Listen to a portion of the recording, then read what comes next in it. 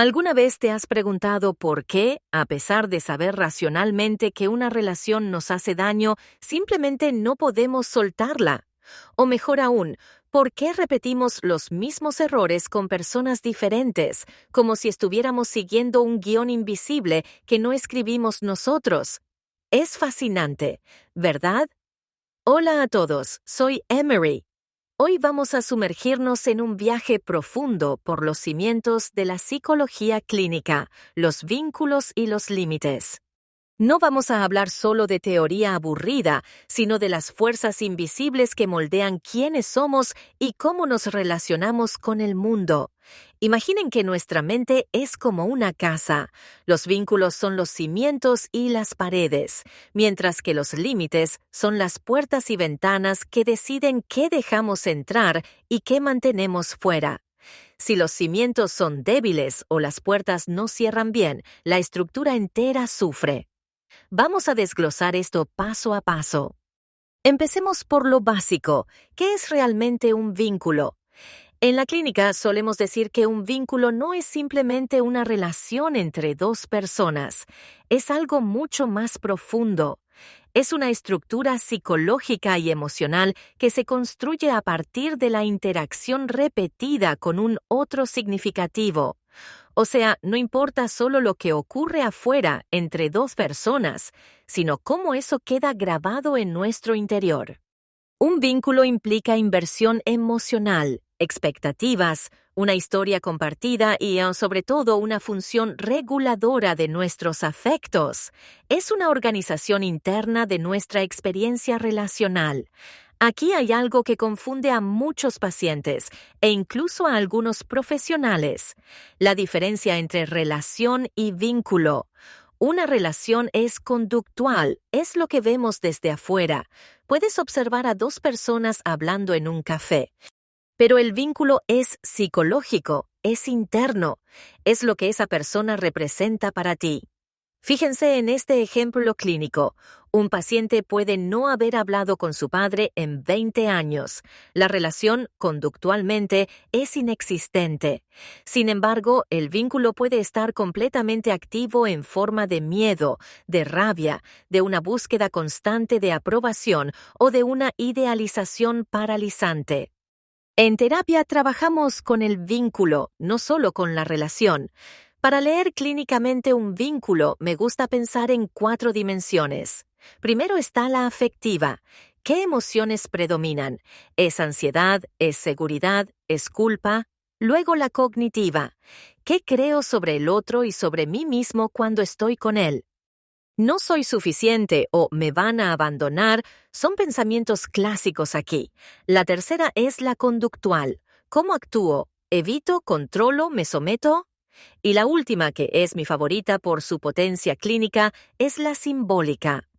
¿Qué representa el otro para el paciente? Muchas veces no nos relacionamos con la persona real, sino con una figura de autoridad, de juicio o de protección que hemos proyectado en ella. Ahora hablemos de por qué necesitamos los vínculos. Su función principal es la regulación emocional. Son nuestro primer sistema de calma. Un vínculo seguro nos da paz, uno inseguro nos mantiene en un estado de alerta constante, ya sea por ansiedad o por la necesidad de alejarnos para protegernos. Es pura supervivencia. Además, los vínculos organizan nuestra identidad. A través de los ojos de los demás respondemos a preguntas fundamentales. ¿Quién soy? ¿Qué valgo? ¿Qué puedo esperar de los otros? Si aprendí que el otro siempre se va, no espero al abandono. Me anticipo a él. Entender esto es la clave para que el síntoma deje de ser el problema central.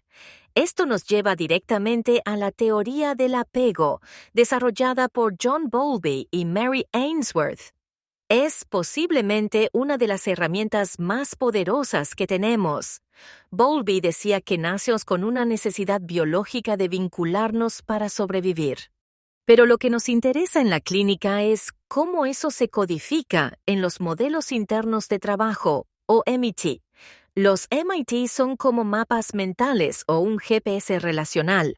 Si tu mapa dice que el mundo es peligroso y los demás son inconsistentes, vas a caminar por la vida con una brújula que siempre apunta hacia la desconfianza. Estos modelos filtran nuestra percepción, anticipan respuestas y guían nuestra conducta de forma automática. Es vital entender que el sistema de apego no está siempre encendido. Se activa bajo estrés, amenaza o incertidumbre. Ahí es cuando el paciente saca sus estrategias de guerra. Por ejemplo, alguien con apego seguro tiene una regulación estable y confía en los demás. Pero, ¿qué pasa con los otros estilos? Hablemos del apego ansioso o ambivalente. Aquí la estrategia es la hiperactivación. El paciente tiene un miedo intenso al abandono y está hipervigilante a cualquier señal de distancia. En sesión, esto se traduce en una necesidad constante de validación. ¿Lo estoy haciendo bien? ¿Se enojó conmigo porque llegué tarde? Por otro lado, está el apego evitativo. Su estrategia es la desactivación. Como en su historia hubo rechazo o invalidación emocional, aprendieron que depender de otros es peligroso. En clínica los vemos como personas muy intelectualizadas, que mantienen una distancia emocional rígida. Te dicen, no necesito a nadie, yo puedo solo. Y luego está el apego desorganizado, que es el más complejo. Aquí la figura que debía dar protección era al mismo tiempo la fuente de miedo. Es una paradoja biológica. Quiero acercarme para que me cuiden, pero me alejo porque me asusta. Esto genera una alta desregulación y conductas muy impredecibles en terapia.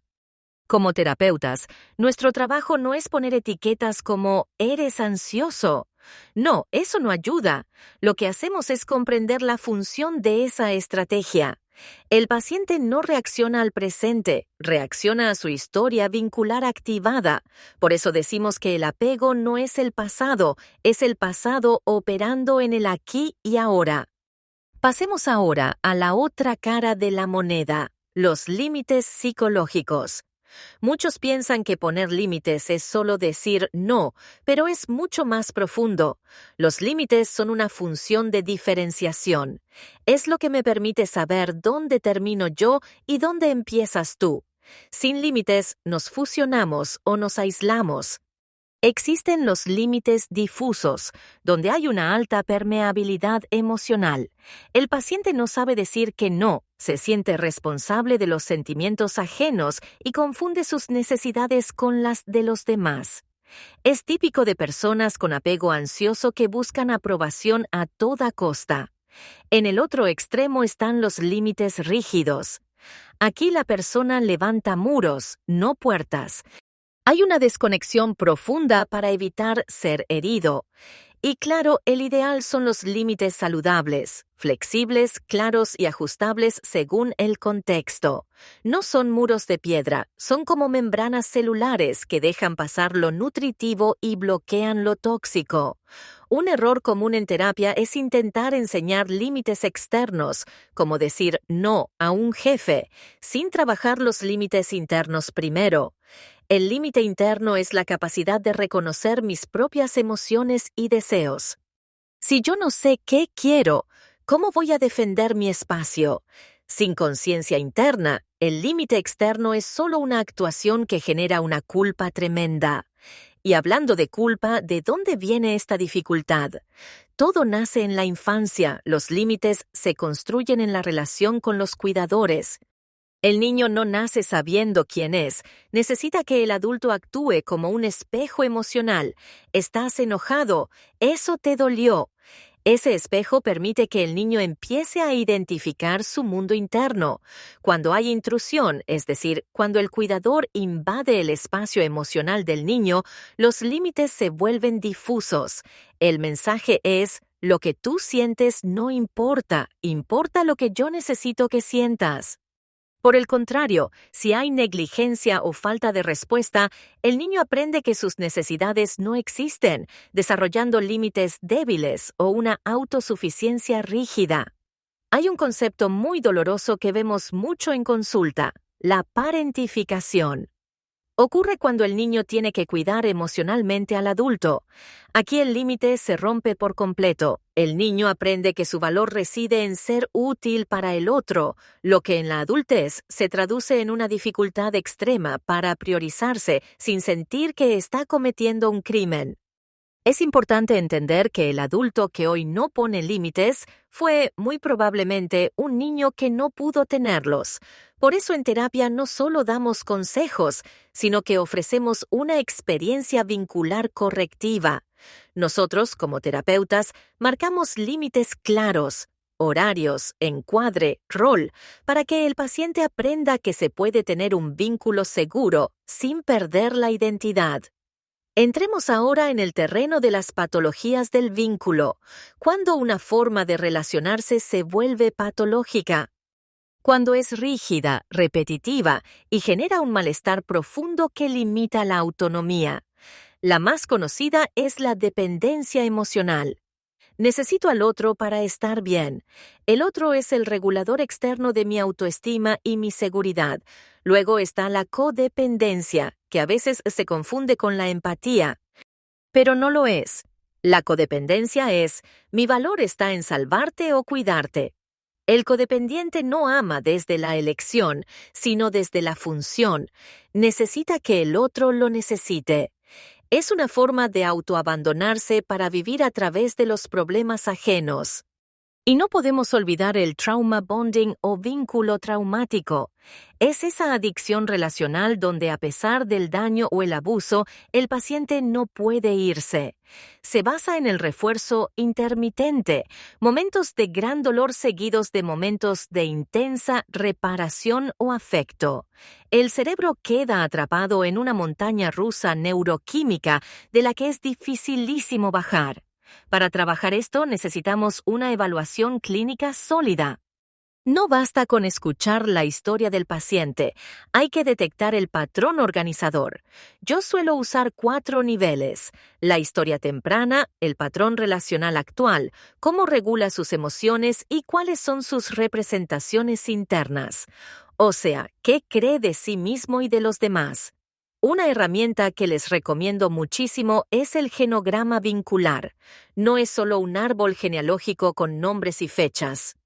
Es un mapa emocional, quién estaba aliado con quién, dónde hubo cortes afectivos, qué lealtades invisibles está cargando el paciente. Al dibujarlo, muchas veces el paciente tiene ese aha moment, donde todo empieza a cobrar sentido. Pero la evaluación más real ocurre en el aquí y ahora de la sesión. El paciente no solo te cuenta sus vínculos, los actúa contigo. Si es evitativo, se distanciará. Si es ansioso, buscará tu aprobación constante. Si tiene traumas vinculares, puede que desconfíe de cada palabra que digas. Esa es la transferencia y es nuestro material de trabajo más valioso. Llegamos a la parte práctica. ¿Cómo intervenimos en los límites? No es un proceso lineal. Primero necesitamos generar conciencia. ¿Qué sientes cuando tu pareja te pide eso? Muchos no sienten nada porque están desconectados. Luego validamos. Tiene sentido que te cueste decir no por lo que viviste. Eso baja la resistencia. Después viene la diferenciación. Ayudamos al paciente a entender que puede entender al otro sin tener que ceder. Entiendo que estés triste, pero igual no voy a ir a esa cena. Y finalmente, la acción y el sostén. Poner el límite es solo el principio. Lo difícil es sostener la culpa y la ansiedad que vienen después. Ahí es donde el terapeuta debe estar más presente. Me gusta usar el role-playing en sesión. Practicamos diálogos reales. Yo hago de esa persona difícil y el paciente practica su postura. Validar, posicionarse y sostener. Es como un entrenamiento de gimnasio para el músculo de la asertividad. Y siempre trabajamos la culpa. Les digo, la culpa no significa que hiciste algo mal, significa que estás rompiendo un patrón antiguo. Hablemos un poco más de la transferencia y la contratransferencia. Freud decía que la transferencia es como un teatro donde el paciente revive sus fantasmas. Si el paciente me ve como un padre crítico, no es porque yo lo sea, sino porque está proyectando su historia en mí. Mi trabajo no es defenderme, sino usar eso para que él entienda su patrón. Y luego está la contratransferencia, lo que me pasa a mí. Si siento ganas de salvar a un paciente, quizás estoy respondiendo a su codependencia.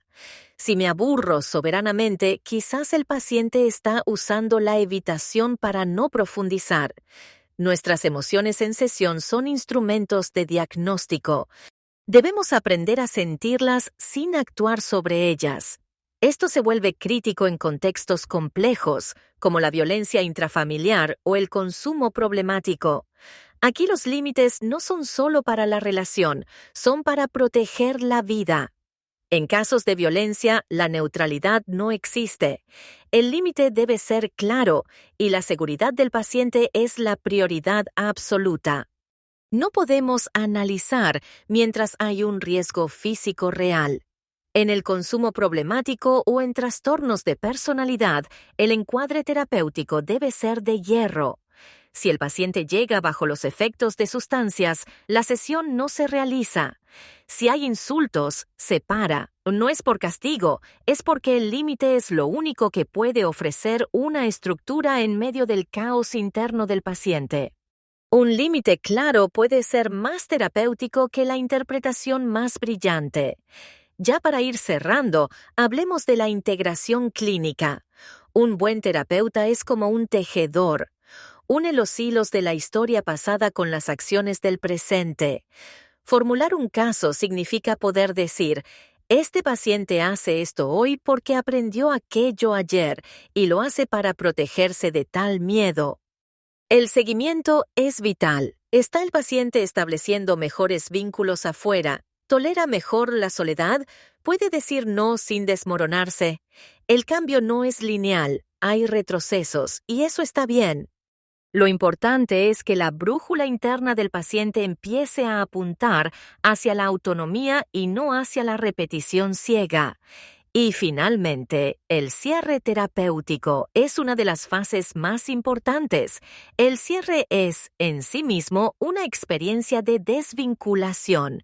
Si lo hacemos bien, el paciente aprende que se puede terminar una relación con gratitud y orden, sin que sea un abandono traumático.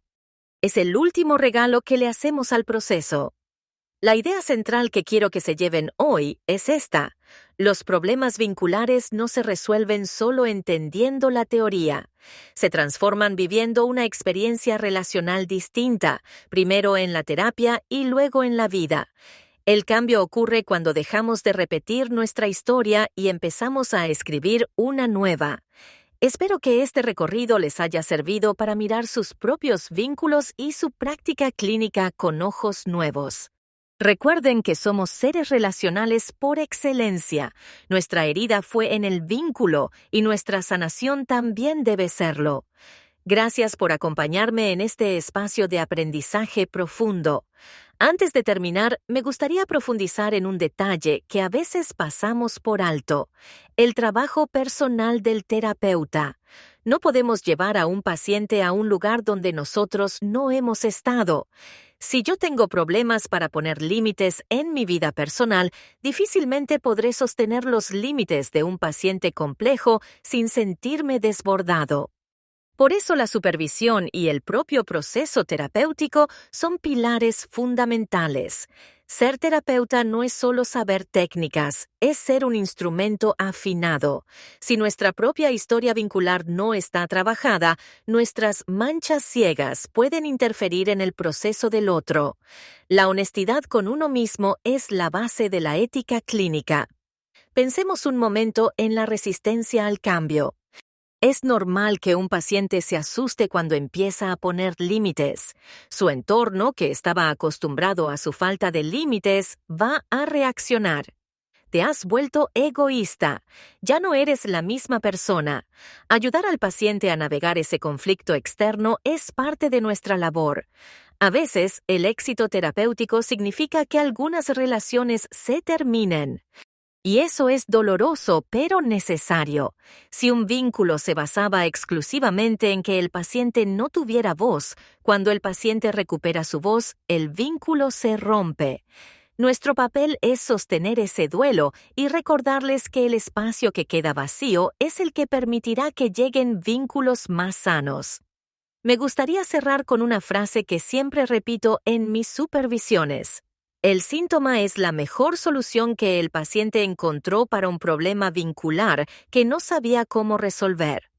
Cuando entendemos eso, dejamos de ver al paciente como alguien roto y empezamos a verlo como alguien increíblemente resiliente que está intentando sobrevivir.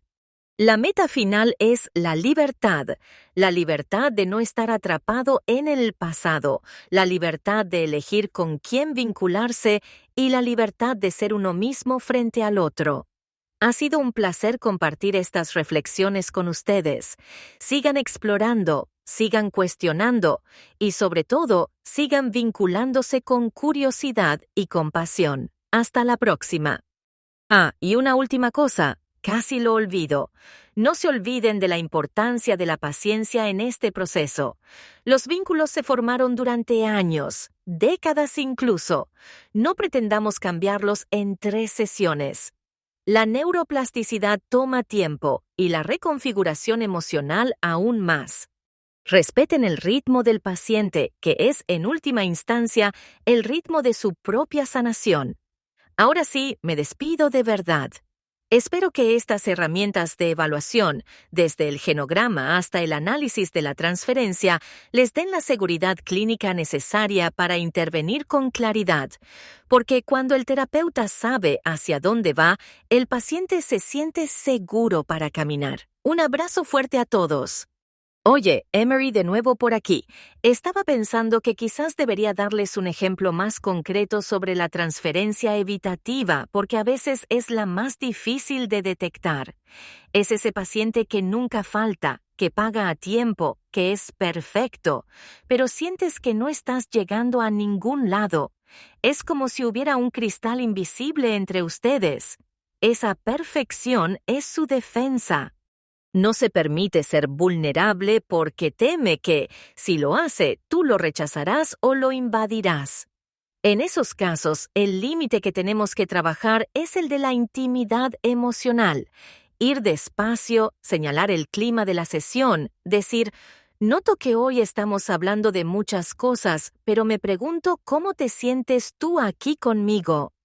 Ese simple señalamiento puede abrir una puerta enorme, porque por primera vez el vínculo se vuelve el tema de conversación.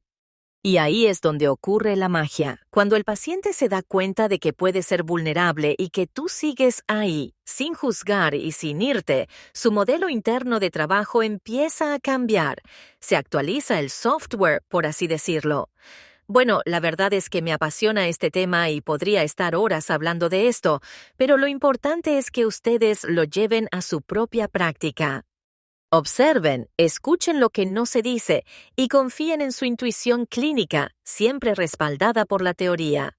Los vínculos son el tejido de la vida y nosotros tenemos el privilegio de ayudar a repararlos. Recuerden la frase clave de hoy. Un límite no es solo una decisión, es una capacidad emocional. No se trata de voluntad, se trata de desarrollo. Y como todo desarrollo requiere tiempo, práctica y un entorno seguro.